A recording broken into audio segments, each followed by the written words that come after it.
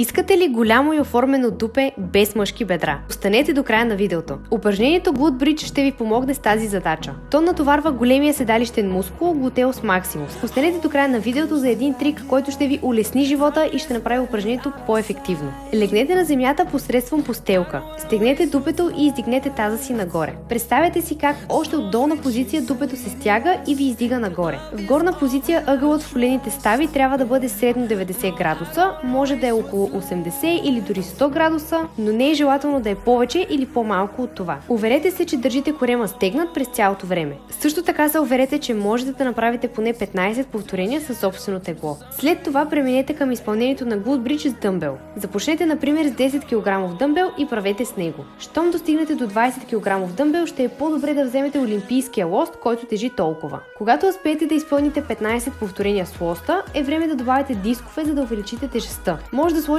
30 кг, което ще означава да добавяте по един 5 кг диск от всяка страна. Проблемът тук за повечето хора е, че докато все още направят с поне 60 кг, е възможно лостът да не минава над бедрата им, когато се опитват да го плъзнат към тях. В такъв случай това, което може да направите, е да сложите дискове или платформи, върху които да качите лоста. По този начин ще може лостът спокойно да мине над бедрата ви. Друга опция са бъмпър плейтове или на английски бъмпър плейтс. Това са дискове, които са с един и същ диаметър за всички килограми. Така ще е възможно да използвате по-ниска тежест и да минава лоста над бедрата ви без проблем. Ако фитнесът ви разполага с такива, тествайте изпълнението с тях. Щом достигнете обща тежест от 60 кг, т.е. лоста плюс 20 кг диск от всяка страна, най-вероятно няма да имате вече проблеми с минаването на лоста над бедрата ви. Когато вече правите с 60 кг и достигнете 15 повторения с тях, увеличете на 65 кг, например, после 70 кг и така прогресирате постепенно. Важно е да поставите тежестта в горната част на бедрата под изпъкналите кости. Има още един проблем, с който много хора се сблъскат, когато изпълняват упражнението с повече килограми. Възможно е да се плъзгате назад, което не е особено комфортно,